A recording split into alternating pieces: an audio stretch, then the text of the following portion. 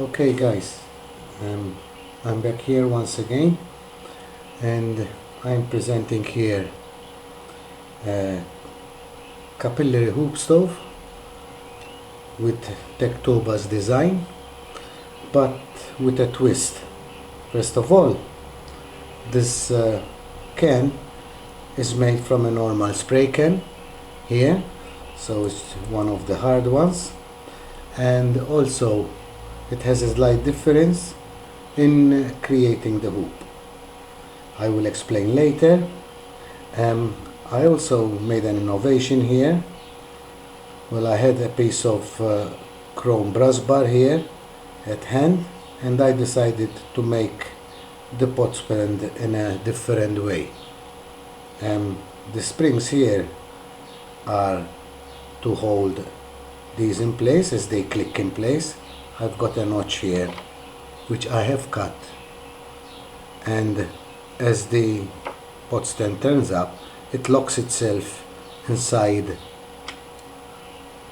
the notch here while the springs pulls it up. I also here managed to do something else.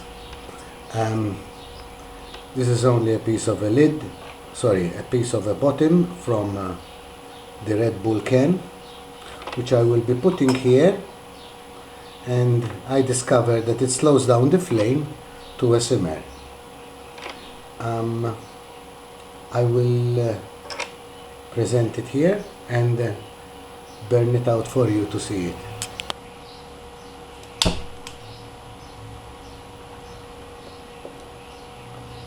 The preheating time is just a little bit longer.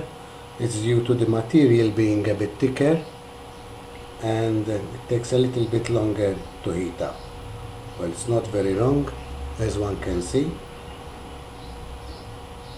and as the stove heats up, one can see the flame there that we've got.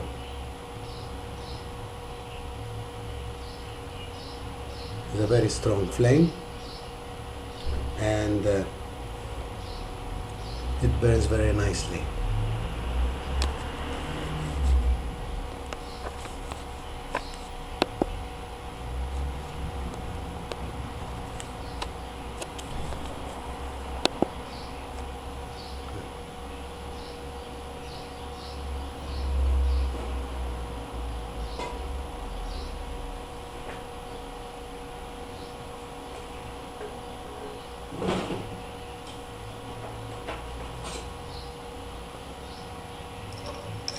I'm going to insert the simmer tray here,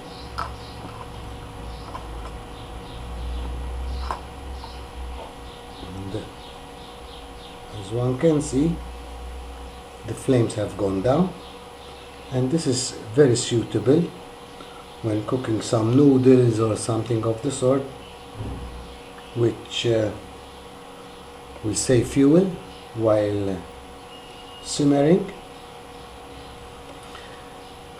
The stove still goes very nicely here with a small flame, and I managed to find some way to control the stove here. I will explain further to this how one can also manufacture this kind of stove, and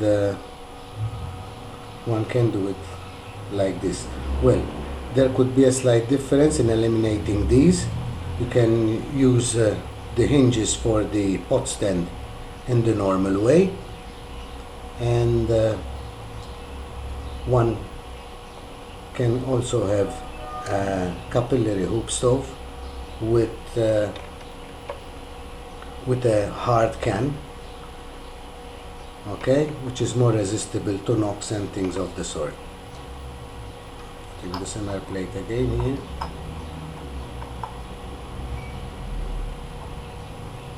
Let it cool down a bit, and there it goes. We have a small flame again.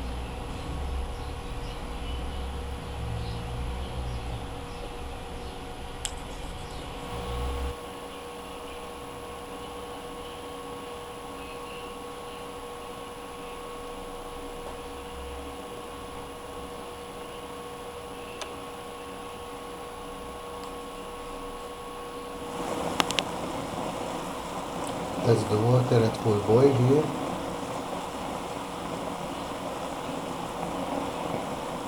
It's a very good rolling boil. You have it there, the simmer plate attached, and one can see the simmering effect here.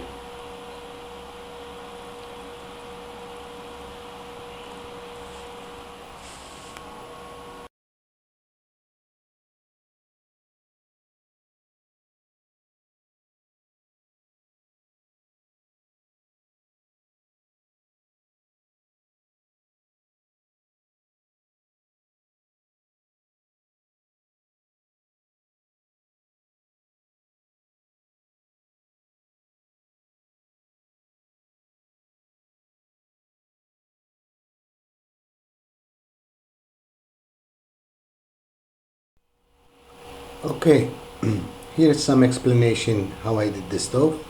This is the normal spray can, which I did the cup of the stove with, and this is a normal small beer can, the size of a Red Bull can. Now, these happen to be both 53 millimeters in diameter here, this one and this one. But due to the material thickness here, you can never put this thing inside there. It will never fit. Okay? So what I've done here, I prepared another hoop here just to demonstrate what one can do. Now, as one can see, this is the top part of the can, which happens to be here. Okay? It is made from this part, and the gap here is going to be the hoop. Now, to do that, when one managed to do the creases here, as one can see, okay, the diameter of the can will shrink a bit, and it will readily go inside here. One can also see that the rim here is just the right size. It goes inside. Okay, so what I did myself, I created the hoop from the upper part, but you have to be careful. Okay, firstly you have to fill the gap over here, okay, with JB weld. Otherwise, when drilling the jets from here upwards, okay, they will tend to leak from there. So this is a must, that one must fill the gap between the creases and this edge here. Okay, I don't know, yes, it shows clearly now. Okay, one must fill here with JB weld, okay, to fill in that gap, so when drilling the jets here they won't leak downwards. What I did as well to create this rim here, because this rim will control the flame in the bowl, and the flame in the bowl will create thermal feedback to keep the stove to the desired temperature, and it will maintain the flame. So when putting the lid over here, okay, you will actually be extinguishing the flame in the bowl and leaving only some thermal heat as the flame go out here. Okay, so that would create the small flame in that way. Now, when one wants to cut the can from here, you take the compass cutter and measure it as closely as possible to the existing hole here. You punch the center of the tab here, which happens to be in the dead center of the circle, and you will cut the rim this way. Okay, so that's how the hoop is manufactured. One other detail I must say, in this design I created 18 creases, so it can divide by 3. So I have 3 spaces here for drilling in and fitting in the pot stand. As one can also see, they are marked and just pinned a little bit to make the mark. So when you fit this thing in the cup like this, afterwards it's finished, when you have finished everything, you can mark them from inside out with a small pin and a long nose plier, and you create a small dimple here, and that serves as the center where you must drill from the outside to the inside. One other detail I forgot to mention also, when pressing this thing inside, don't forget to put some JB weld here on the rim, okay?